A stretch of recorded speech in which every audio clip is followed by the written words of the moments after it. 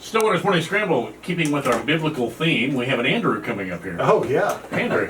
I don't know that, I may be wrong, but I don't think so. I'm not sure there's a Jackie in the Bible. I don't recall a Jackie. Jackie's shaking his head no, so I don't recall a Jackie in the Bible. So. There's definitely a Daniel. There's a Daniel, yes. There's a Stephen, too. There's a Stephen, yeah. Stephen got stoned. Somehow that doesn't surprise me. That's just wrong. Yeah. Well, Daniel on the lions, I mean, yeah. Well, I mean, but Daniel turned out okay in the end, so. Yeah, it didn't work so well for Stephen. Yeah. You are right. Yeah. And then Andrew is a totally different. There's our Bible study session of the day. But welcome. And you're a lineman. Yes, sir. God bless you. I appreciate it. Also keeping with the theme, I guess. Yeah, absolutely. No, but I'm being serious because that is dangerous work. Yeah, I mean, the day changes every day. It's never the same. That's the cool thing about the career is every day you come to work, it's a new day. And you're going to face new challenges. And you're learning every day. It's really tremendous. How long have you done this? This year will be 8 years. Wow. So do you, on days like this, different adrenaline?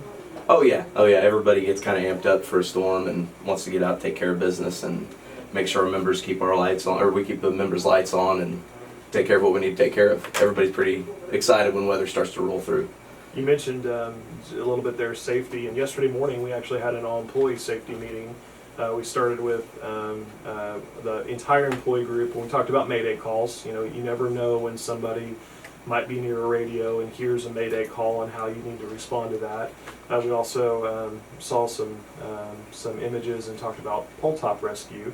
And then the linemen continued on with continued training throughout the day yesterday. Mm-hmm. That's something that I know for me personally, not having been at Central now for 2 years, but that was one of the things that really surprised me is the amount of training that linemen are required to go through. Could you talk a little bit about that and Sure. how many? I know you don't know exactly maybe how many hours you go through in a month, but I mean you do a lot of training. You know, and your hours are always going to differ. So whenever I came in 2011, you get 4 years of book work, so it's similar to college. You've got 10 tests a year. You've got to log 8,000 hours of on-the-job training. So along with your daily work, you also have to worry about taking care of your homework, taking care of your tests, and staying on schedule with all that. And throughout that course, we go through transformer school, hotline schools, underground schools, sometimes several times, just to kind of learn everything that you can, absorb what you can when you're there. I think that's awesome to get that out there because yeah. I think we all take for granted the skill set that every job needs. I think that's kind of mistaken in a lot of cases is people don't really understand what everybody has to go through to be able to call themselves a lineman. And it's a lot of hard work. It's time away from your family, and in most cases, time away from your kids too. I was going to ask about that because, okay, say we do have a storm tonight, and again, the chances of a severe storm in Payne County right now, fairly low. Yeah. But the atmosphere is out there, and so everybody is on alert. How often do you correspond with your family? Because I mean, they're worried, right? In a sense, my wife's a teacher. She teaches third grade, so I think she has to deal with third graders all day, and I'm a grown-up third grader, so whenever I have to leave, I think she's kind of okay with that sometimes. So it's just her life. She understands, So when a storm rolls through, everybody kind of tells their spouses, their kids, like, hey, I could be gone for the remainder of the evening. I could be gone for a couple hours. You never know. Or when I get home, I could be packing my bags and going somewhere on mutual aid. It's always a toss-up. You never know what you're doing. Can I ask where you've gone? I've been to Tri-County out in Guyman, Oklahoma. Yeah. I've been to K Electric in Blackwell, and I've been to Northwest Electric in Woodward. I also did 18 days in Guatemala 2 years ago, building power line to a village that's never had electric before. How awesome is that? Oh man, it was a trip of a lifetime. I'd go back tomorrow if they wanted me to. I can only imagine they never had electricity, right? Never experienced electricity. How appreciative they were. Oh my goodness, so appreciative. The work in itself could be pretty trying on a day-to-day, but once we showed up to the village to work, more or less you forgot everything about the work itself. You were building all these relationships with kids, with adults. I mean, it was it was awesome. If I remember one thing, I remember the kids' relationships with them more than I remember the work itself.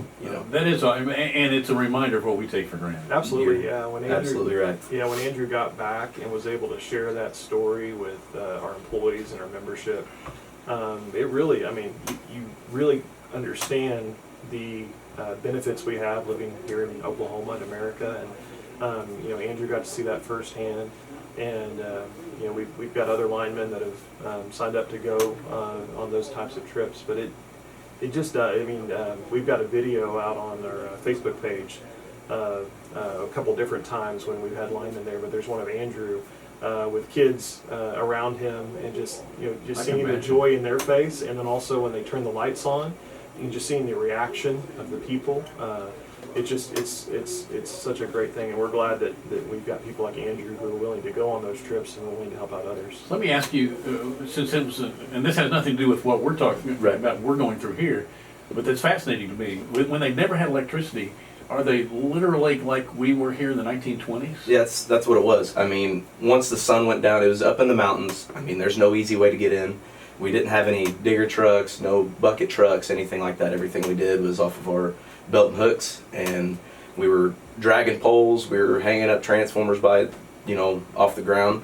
We didn't have any equipment, so we show up there, and we're kind of taking a step back in time, and we're experiencing what they're experiencing day to day. So sun goes down over the mountains, and all the kids are in the house, the only lights they have are candles, or if their mom's cooking on the stove, that's all they have. And then once we drove back through after we turned the lights on, it was really cool, because now you see these kids in the streets, and they're playing ball, they're running to each other's house because they can finally see, at night. That's awesome.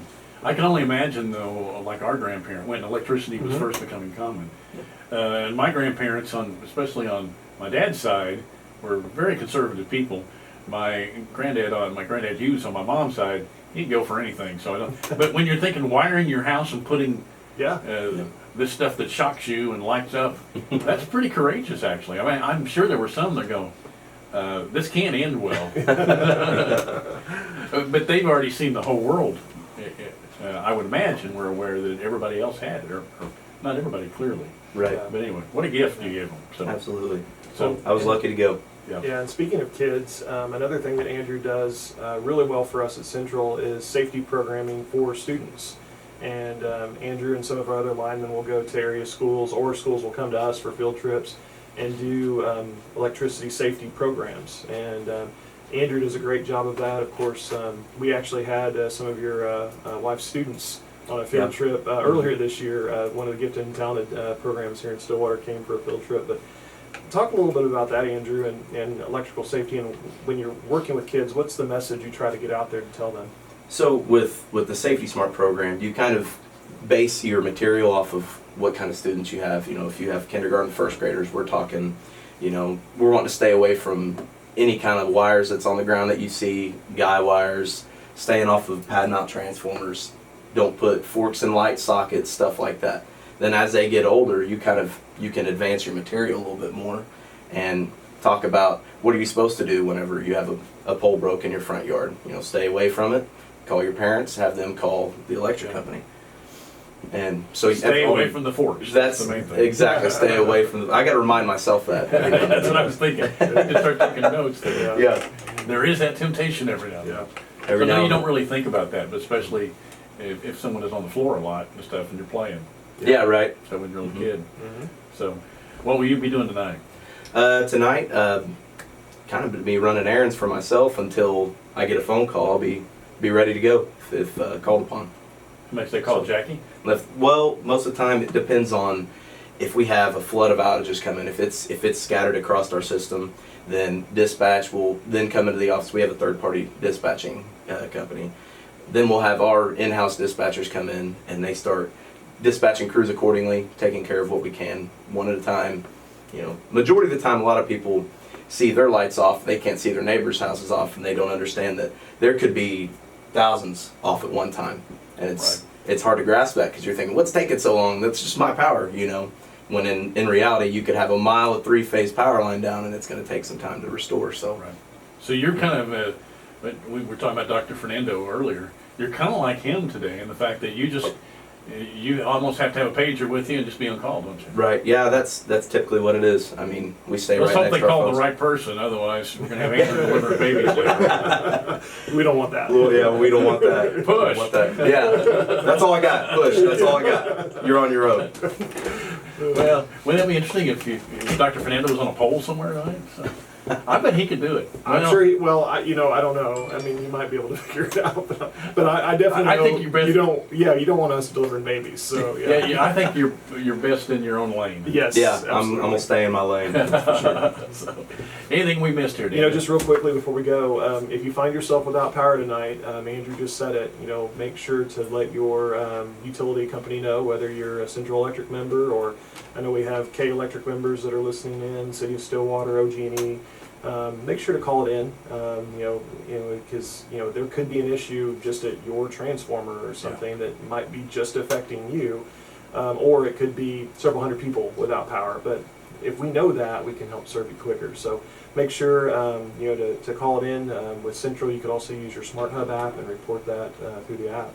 But if you find yourself without power tonight, let us know, and just stay weather aware. I don't think it's going to be that crazy tonight, but if it does get to that point, just make sure you've got multiple ways to get your news and information. Always know we're doing the best we can to get you turned back on. Yeah. Well said.